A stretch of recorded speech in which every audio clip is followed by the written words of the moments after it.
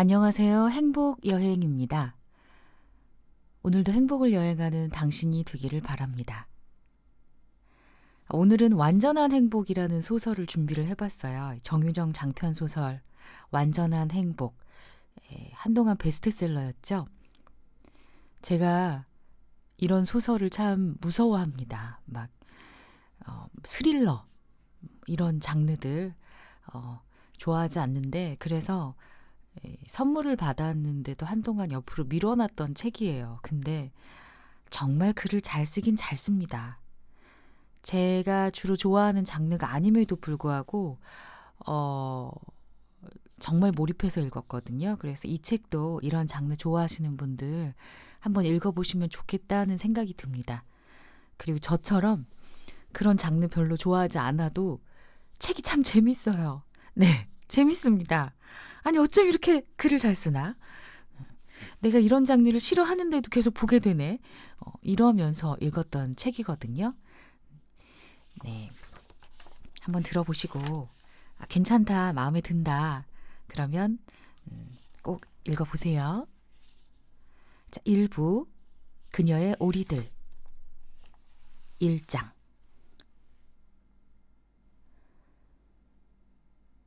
엄마는 오리 먹이를 잘 만든다. 지우는 만드는 법을 잘 안다. 먼저 돼지고기를 사야 한다. 머리나 갈비, 뒷다리 같은 덩어리 고기를 뼈째 사는 게 좋다. 엄마는 항상 도매시장에 간다. 마트에서 파는 살코기는 양에 비해 비싸기 때문이다. 물론 엄마는 비싸서라고 말하지 않는다. 대놓고 돈 얘기를 하는 건 상스러운 짓이니까. 대신 이렇게 말한다. 오리도 칼슘이 필요해. 고기 손질도 엄마가 한다. 필요한 도구는 다음과 같다. 첫째, 중식도. 뼈를 토막내는 칼이다. 손도끼처럼 생겼고 손도끼만큼 무겁다. 이 칼을 쓰려면 손잡이를 양손으로 잡고 머리 위까지 들어올려야 한다. 이때 주의할 점은 머뭇거려서는 안 된다는 것이다. 무심한 표정으로 한 방에 탕 내리쳐야 한다. 엄마는 그렇게 한다. 두 번째로 뼈 칼이 있어야 한다. 뼈에 붙은 살을 바르는 길고 날카로운 칼이다. 포장지를 벗기듯 갈비살을 한꺼번에 싹 발라준다. 고기칼은 힘줄을 끊을 때 쓴다. 관절과 연골을 도려낼 때도 쓴다. 회칼은 고기를 얇게 뜰 때 필요하다. 포를 뜨는 이유는 지우도 잘 모른다. 물어볼 기회가 없었다. 회칼을 쓸 땐 엄마에게 말을 걸 수 없다. 집중력이 흐트러지면 엄마의 손을 뜨게 되니까. 손질이 끝난 고기는 찜기 2개에 나누어서 삶는다. 뼈에 남은 살이 말끔하게 떨어질 때까지 오래오래 푹. 다 삶은 살코기는 민서기에 간다. 소시지를 만들 때 쓰는 기계인데 손이 들어가지 않게 조심해야 한다. 자기가 갈고 있는 게 돼지고기인지 사람 고기인지 민석이는 알지 못하므로. 뼈는 믹서로 간다. 가루가 되면 갈아둔 고기와 섞어 비닐봉지에 담는다. 엄마가 오리 먹이를 만들기 시작한 건 지난 봄 어느 날이었다. 지우가 엄마를 따라 처음 시골집에 온 날이기도 했다. 이후 4번 더 왔다. 5월에 1번, 여름에 2번, 한 달 전에 1번. 올 때마다 엄마는 오리 먹이를 만들었다. 처음엔 칼질이 서툴렀지만 이젠 선수가 됐다. 정확하고 빠르게 토막내고 바르고 뜬다. 과정을 지켜본 지유 역시 이 3가지 용어를 헷갈리지 않고 쓰게 됐다. 지유의 임무는 마당 창고에서 수레를 꺼내오는 것이다. 먼 옛날 엄마의 할머니가 텃밭일을 할 때 썼다는 건초 수레다. 지금은 집 앞 갈대 습지로 오리 먹이를 가져갈 때 쓴다. 습지는 넓고 오리 먹이는 무겁고 반달늪으로 가는 길은 머니까. 엄마는 수레 운전도 잘한다. 반달늪은 지우가 다니는 YMCA 수영장만 하다. 산에서 흘러내린 물과 땅속에서 솟아난 물이 고여 만들어졌다고 한다. 깊지는 않아도 바닥이 진흙펄이라 들어가선 안 된다. 늪 둘레길을 함부로 돌아다녀서도 안 된다. 반달늪 너머엔 깊은 골짜기가 있는데 발이라도 미끄러져 떨어지는 날엔 뼈도 못 추린다. 지우는 딱 한 번 가봤다. 엄마 몰래. 습지는 엄마의 땅이다. 돌아가신 엄마의 할머니가 시골집과 함께 물려준 것이다. 반달늪은 습지 끝에 있으며 온갖 새들이 모여든다. 대부분 겨울에 찾아왔다 봄에 떠나는 철새들이다. 몇몇 오리들만 떠나지 않고 반달늪에서 죽을 때까지 산다.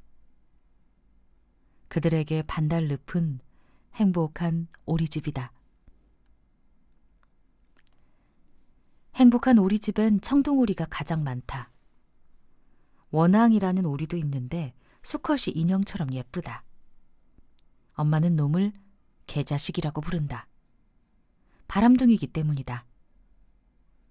쇠물닭은 오리도 아니면서 오리집에 빌붙어 사는 이상한 새다.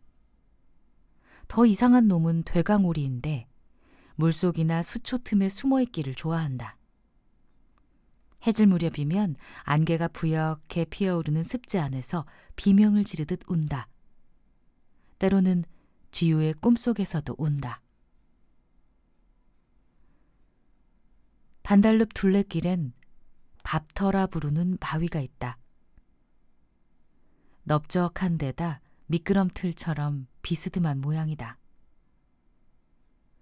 엄마는 그곳으로 수레를 밀고 올라가서 먹이를 준다.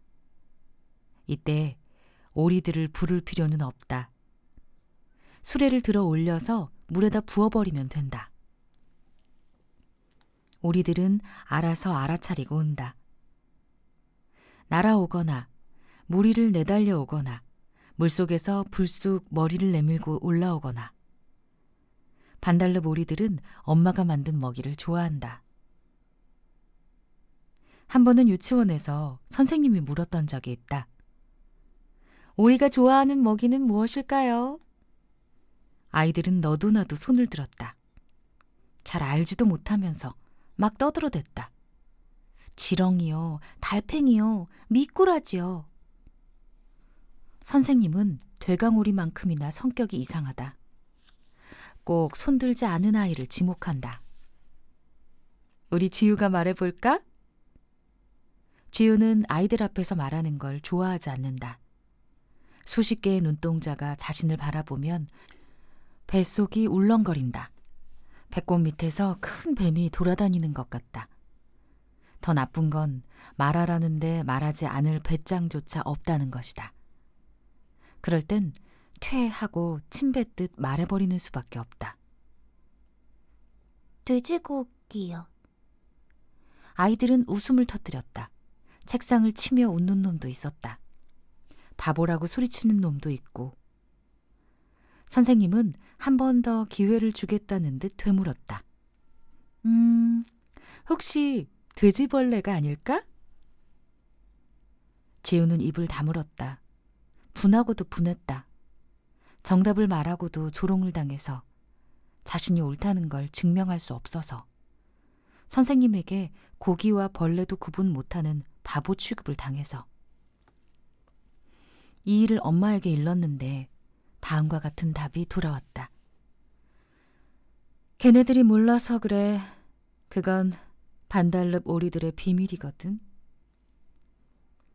아, 비밀. 지우는 분이 좀 풀리는 걸 느꼈다. 모든 게 저절로 이해되었다. 이해는 지우가 정말 잘하는 일이다. 근거 없는 착각이 아니다. 이모가 외할머니에게 그렇게 말했다. 지우는 언어 이해력이 정말 좋아. 핵심 단어만 알려주면 숨은 그림까지 연결할 줄 안다니까. 엄마가 비밀이 무슨 뜻이라고 했지? 엄마가 복습을 시키듯 물었다. 지우는 대답했다. 아무한테도 말하면 안 되는 거요. 그리고는 이런 뜻이다. 답이 완전하지 않아.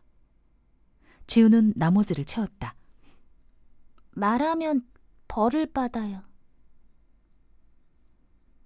어제 오후 지우는 엄마의 차를 타고 시골집에 왔다. 늘 오던 길로 왔지만 도매시장에는 들르지 않았다. 어딘지 모를 도로변에 차를 세워서 아빠를 태웠을 뿐. 아빠가 시골집에 온 건 이번이 처음이었다. 아빠를 만난 것도 아빠가 집을 나간 날 이후로 처음이었다. 아빠가 왜 집을 나갔는지 지우는 알지 못한다. 그날의 기억 몇 조각이 어렴풋한 꿈처럼 남아있을 뿐. 물론 엄마가 이혼한 이유를 말해주기는 했다. 그놈은 개자식이야. 라고. 어젯밤 잠들기 전 아빠는 지우에게 귀옛말을 건넸다. 아빠, 오늘 안 가. 아래층에서 잘 거야. 아빠는 졸린 목소리로 덧붙였다. 우리 일찍 일어나서 반달늪에 가자. 지우는 일찍 잠자리에 들었다. 들떠서 잠이 오지 않을 것 같았지만 금세 잠든 모양이었다. 꿈에서 되강오리의 울음소리를 들었다.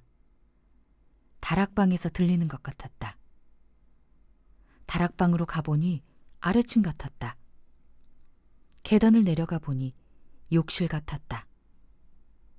욕실로 달려가 문을 열자 발밑이 푹 꺼져버렸다. 지우의 몸은 끝없는 어둠 속으로 떨어져 내렸다. 다리를 쭉 뻗지르면서 지우는 눈을 떴다. 창밖에서 보름달이 눈을 마주쳐왔다. 반달름 너머로 가라앉던 저녁해처럼 크고 붉은 달이었다. 괜찮아. 꿈이야. 아침에 잠을 깨면 다 사라져버릴 꿈. 어디선가 엄마의 목소리가 들리는 것 같았다. 그러니까 다시 눈을 감고 자는 거야.